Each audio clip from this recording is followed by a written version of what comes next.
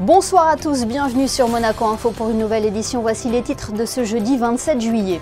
L'AS Monaco dévoile son maillot third pour la saison 2023-2024, baptisé Océano. Il est dédié, vous le verrez, au monde marin. Nous écouterons d'ailleurs l'avis des supporters. Nous recevrons ce soir le secrétaire général de la Croix-Rouge monégasque à quelques jours du gala qui accueillera notamment le chanteur Robbie Williams à la Salle des Étoiles. Puis nous ferons un saut du côté du Portugal où débutent le 1er août prochain les Journées mondiales de la jeunesse. Ferxel Fourgon, qui est présent sur place, nous livrera son témoignage. Et à la fin de ce journal, redécouvrez l'exposition Le Prince et ses animaux proposée au jardin animalier dans le cadre des commémorations du centenaire de la naissance du prince Rémi III. C'est chaque saison un petit événement pour les supporters. Avant même de connaître la couleur du maillot away, l'AS Monaco a dévoilé hier son maillot third pour la saison 2023-2024. La présentation était organisée hier au musée océanographique, un lieu qui n'a pas été choisi par hasard. Vous allez comprendre pourquoi dans ce reportage de Yannick Debevert et Alban Gingembre. Il s'appelle Océano et il va habiller de blanc et bleu azur les joueurs de Monaco la saison prochaine. Ce troisième maillot, c'est une concrétisation du partenariat signé en avril dernier entre l'Institut océanographique et le club de la Principauté qui s'engage désormais dans la sensibilisation à l'écologie auprès des jeunes. L'AS Monaco Football Club nous soutient financièrement, nous demande des actions de pédagogie, d'animation pour leurs joueurs qui, vous savez, ont un programme à côté de leur entraînement, ont un programme d'éducation qui est très important. Donc ils sont éduqués, formés également à l'océan, à la biologie. En plus du message de préservation des océans, l'ASM et son équipementier Kappa se sont engagés à reverser 5 € à l'Institut océanographique sur chaque vente de ce maillot. C'est des campagnes de sensibilisation auprès des jeunes. Et donc depuis mars-avril où on a signé cet accord, on amène des jeunes de l'académie, on a eu des tournois de jeunes, on les amène ici. Donc on va continuer ces actions de sensibilisation des jeunes par rapport à l'écologie en général. Toujours plus originaux à travers l'Europe, les troisièmes maillots sont devenus de véritables atouts marketing pour les clubs. Ce bleu azur habillait déjà les Monégasques lors de la saison 1994-1995. Rien de nouveau finalement, si ce n'est ce symbole d'engagement en faveur des océans. Je crois que c'est un beau symbole d'associer un peu deux passions de notre prince, la protection de l'océan et le sport et en particulier le football. Donc moi je le trouve très très beau. Ça symbolise tout ce qu'on voulait symboliser, c'est-à-dire notre partenariat avec le musée, l'océan, mais la diagonale est là. Donc, et c'est différent parce que c'est aussi le but de ce maillot d'être différent par rapport aux autres. Donc oui, très bien. Cette troisième tunique monégasque est déjà disponible à la vente dans les boutiques officielles ainsi qu'à la boutique du musée océanographique. Un bleu qui peut surprendre mais qui fait sens dans l'engagement du club de la Principauté en faveur de l'environnement. Leur avis compte beaucoup. Que pensent les supporters monégasques de ce maillot third?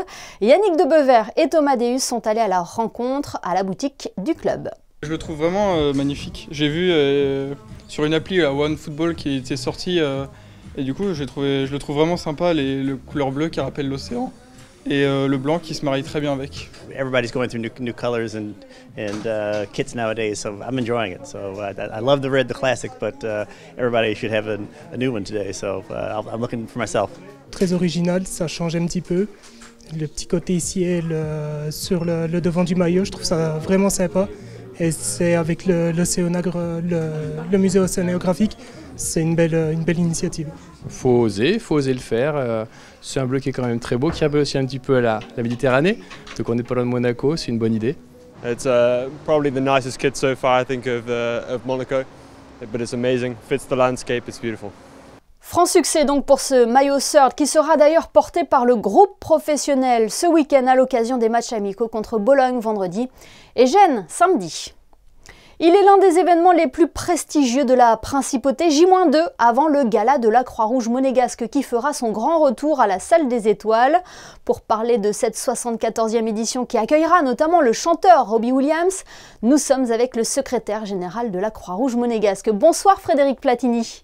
Et bonsoir. Le gala de la Croix-Rouge est en plein dans ses derniers préparatifs. Tout d'abord, que représente cet événement pour la société monégasque ? Eh bien, il y a deux aspects sur le gala. Un, je dirais, c'est la notoriété de la Croix-Rouge monégasque. On a certainement le plus beau, je suis un peu chauvin, mais le plus beau gala des Croix-Rouges au niveau global. Et toutes les Croix-Rouges viennent prendre exemple sur ce qu'on fait. Et le deuxième intérêt pour la Croix-Rouge monégasque, c'est très clairement financier, puisque c'est à peu près 30 à 50% des dons annuels qui sont collectés pendant cette soirée. C'est aussi l'occasion de remercier les donateurs réguliers qui permettent notamment à la Croix-Rouge de poursuivre ses actions. C'est l'occasion de remercier déjà les membres de notre conseil d'administration et également effectivement tous les donateurs de la Croix-Rouge monégasque. Alors depuis 2021, l'événement avait été délocalisé place du Casino. Il est de retour à la salle des Étoiles cette année. Pourquoi ce choix ? Pour des questions techniques, il y a des travaux en ce moment au niveau du Café de Paris, mais rien n'interdit que la Croix-Rouge rebouge l'année prochaine sur la place du Casino, mais je laisse notre président en décider. Le président, le prince Albert II. Après Alicia Keys, c'est Robbie Williams qui donnera un concert exclusif. Pour ceux qui s'en rappellent, il s'était déjà produit sur le Rocher pour les 10 ans de règne du prince Albert II en 2015. Oui, c'est exact, mais c'est la première fois qu'il vient pour la Croix-Rouge monégasque. Je veux juste remercier la direction artistique de la SBM qui arrive quand même à faire des prouesses pour choisir les artistes. Et comme vous le dites, après Alicia Keys, Robbie Williams, je pense quand même qu'on a une belle programmation. Cette soirée sera ponctuée par une tombola. Est-ce que vous arrivez à chiffrer un petit peu les bénéfices qui sont réalisés par un gala de la Croix-Rouge ? C'est entre 30 et 50% des dons qui sont reçus, donc on attend un minimum de 500 000 € de la soirée par an. Alors 2022 marquait les 40 ans de présidence du prince souverain. Est-ce que cette année, il y aura un hommage qui sera rendu au prince Régnier III, dont on célèbre le centenaire de sa naissance?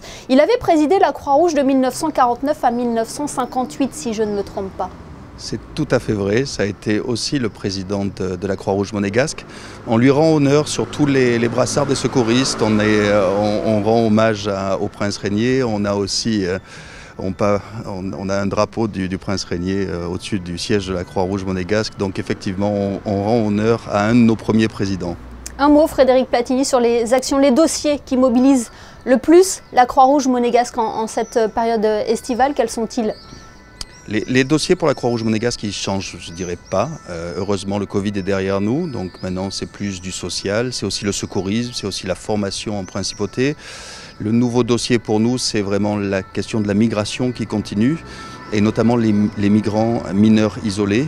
On est très actifs sur ces thématiques, que ce soit en France, mais aussi en Italie. Eh bien, merci beaucoup Frédéric Platini d'avoir été avec nous. On le rappelle donc, le gala de la Croix-Rouge monégasque qui aura lieu ce samedi à la salle des Étoiles. Merci à vous. Merci beaucoup. Dans le reste de l'actualité, en images, été musical au Square Gasto. Plusieurs soirées gratuites sont proposées par la mairie de Monaco. Après la salsa, ce sont les chants corses qui étaient à l'honneur hier dans ce lieu situé dans le quartier de la Condamine. Prochain rendez-vous le 9 août avec cette fois-ci de la musique country. Plusieurs idées sorties à présent, à commencer par l'exposition événement du Grimaldi Forum. Monet en pleine lumière est à découvrir jusqu'au dimanche 3 septembre. L'exposition rassemble une centaine de tableaux et explore les séjours de l'artiste sur la Riviera, à un moment charnière de son existence. Déjà plus de 30 000 visiteurs ont découvert cette exposition qui présente des pièces rarement dévoilées au public. Autre lieu, autre exposition à la Villa Paloma où l'œuvre de Georges Condo est à l'honneur. Humanoïde présente les singuliers personnages du peintre américain.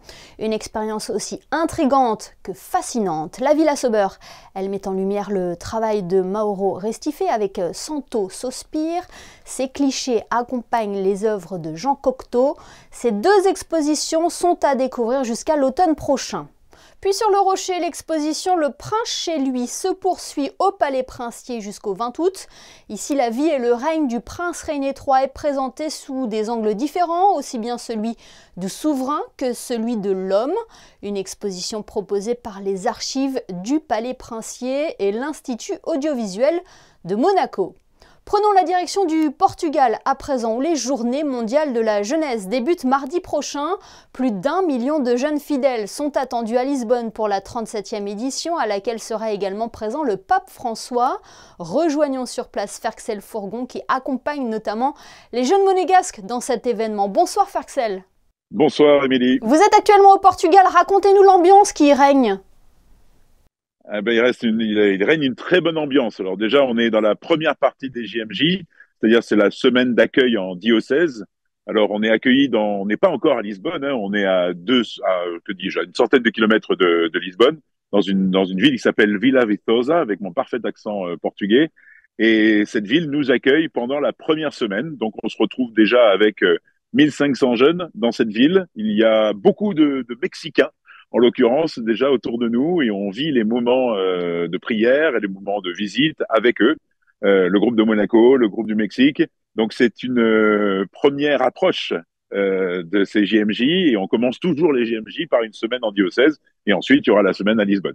Ferxel, c'est un véritable moment de communion autour de la foi pour ces jeunes, hein. Je pense que de trouver tous ces jeunes autour de soi, et tous ces jeunes qui montrent une foi simple, joyeuse, souriante, ça crie de tous les côtés. Chaque fois que les groupes se croisent, ça hurle, ça chante. Et d'avoir ça, et d'avoir cette émotion, et même moi, me met en émotion de voir ces jeunes qui finalement sourient et arrivent à avoir bien une approche de la foi qui est complètement différente de ce qu'on peut vivre chez nous. Peut-être on a cette image d'une église qui est un peu vieillissante, et là, ça leur montre, et ça leur donne une force énorme, parce qu'ils vont revenir à Monaco en se disant, ben voilà, on a autour de nous des jeunes, et dans le monde, il y a des jeunes qui ont envie aussi de vivre Jésus de manière simple et de manière complètement ouverte, dans la joie, et ça, c'est vraiment important. Émotion et émulation, parce que des millions de jeunes du monde entier seront au rendez-vous de ces JMJ. Et oui, ils attendent plus d'1,5 million de jeunes à Lisbonne. Donc après, vous avez compris, on est dans un diocèse d'Evora, dans cette ville de Vila Viçosa. Et ensuite, tout le monde va se réunir à Lisbonne. Et là, eh bien, si c'est déjà la fête ici avec 1500, il va falloir imaginer la même chose en multipliant jusqu'à 1,5 million, avec plein, et même plus qu'1,5 million. Les chiffres ne cessent de grandir, puisqu'il y a aussi les inscriptions de dernière minute. Il y a plein de gens qui viennent du monde entier. On était à l'aéroport de Lisbonne hier, parce qu'on est quand même arrivé à l'aéroport de Lisbonne. Il y avait des comptoirs d'accueil de tous les côtés. On a croisé déjà des Américains, des Canadiens, des gros groupes qui arrivent. L'aéroport est déjà, on voit qu'il y a toutes les lignes de bus habituellement à l'extérieur sont déjà toutes réservées JMJ. Il y avait des bus de partout, des groupes qui arrivaient et qui partaient un peu partout à Lisbonne, de Lisbonne vers les diocèses d'accueil. Et voilà, on sent que l'ambiance monte. C'est vraiment un rassemblement exceptionnel, unique au monde. Et c'est un moment qu'ils pourront vivre auprès de l'archevêque de Monaco, Monseigneur David, qui est également présent au Portugal, hein. Il a été courageux, il a choisi de partir avec le groupe, parce qu'il aurait pu partir et rester avec les évêques. Là, il est avec le groupe de Monaco, de A à Z. Il fait tout le voyage avec nous, et il n'est pas seul, il est accompagné de quelques prêtres aussi de Monaco, et qui sont responsables d'aumônerie de jeunes aussi, et qui sont là avec leurs jeunes. Et c'est très très sympa de sa part d'être là aussi avec les jeunes, et qui peuvent venir. Alors c'est très marrant parce qu'on voit les jeunes qui, bien du coup, osent venir lui poser plein de questions, l'interrogent, et on sent je pense qu'il est aussi très heureux de pouvoir être avec eux et de pouvoir vivre ce moment avec eux. C'est pas ses premières, hein, il en a déjà fait avant d'être à Monaco. Mais là, c'est vrai, c'est la première fois qu'il les vit en tant qu'évêque, et je pense que voilà. Ferxel, vous aussi, ce ne sont pas vos premiers JMJ. Quel souvenir en gardez-vous? Est-ce qu'il y a une édition qui vous a marqué plus que d'autres? Alors, c'est pas mes premières JMJ, effectivement, puisque je crois qu'on en est à la 8e ou 9e, je pense, 9e JMJ pour moi. J'ai commencé en 1997 à Paris. Alors oui, je vais commencer parce que les premières étaient très particulières pour moi. Alors, vous savez peut-être pas, mais j'ai eu une maladie assez grave dans ma vie. J'ai vécu un cancer et une chimiothérapie. Et au JMJ de Paris, je devais y participer dans un forum jeunesse, en fait, représenter Monaco au milieu des jeunes, un représentant de jeunes par pays. Et je me suis retrouvé donc à Paris, ne pas pouvoir participer à tout le forum parce que j'étais en traitement. Et j'ai pu trouver quand même une fenêtre où j'ai pu aller à Paris. Et j'étais accueilli dans la messe que le pape Jean-Paul II tenait pour justement les jeunes du forum jeunesse. Et on m'a particulièrement mis en avant, on m'a amené et j'ai pu passer presque 3-4 minutes avec lui où il m'a pris dans ses épaules, il m'a posé sur ses épaules, m'a parlé pardon, m'a parlé de ma maladie et voilà. Pour moi, c'était un moment très fort et très important. Et je les ai vécus aux Journées mondiales de la jeunesse. C'était mes premières. Et voilà, ça m'a aussi donné envie d'y retourner. Et votre émotion en dit long sur le souvenir que vous en gardez. Merci infiniment, Ferxel Fourgon, d'avoir été avec nous ce soir sur Monaco Info depuis le Portugal. Merci. Merci, et on se retrouve pour des reportages, je l'espère, et n'hésitez pas à suivre nos réseaux sociaux et les réseaux sociaux de Monaco Info. On vous tient informé de tout ce qui se passe pendant ce voyage. Tout à l'heure, nous faisions référence aux commémorations du centenaire de la naissance du prince Régnier III. Vous le savez, de nombreux temps forts rythment cette année dédiée à celui qui régna plus de 55 ans en principauté. Coup de projecteur ce soir sur l'exposition proposée au jardin animalier Régnier III. Elle s'intitule « Le prince et ses animaux ». Visite guidée avec Justin Adel. Depuis le 31 mai dernier, des images d'archives sont exposées dans le parc que le prince Régnier III aimait tant. Une exposition photographique qui est fière de présenter le directeur du jardin animalier, Laurent Péronnel. Il nous semblait important, et c'était un souhait de la princesse Stéphanie aussi, de mettre en avant la passion du prince Régnier pour les animaux, qu'il a toujours eu durant toute sa vie. Il va y avoir 90 photos et une dizaine d'agrandissements qu'on peut voir derrière, qui retracent toute l'évolution du parc sur les 70 dernières années. C'est des photos inédites pour la plupart, donc c'est des photos que personne n'a jamais vues.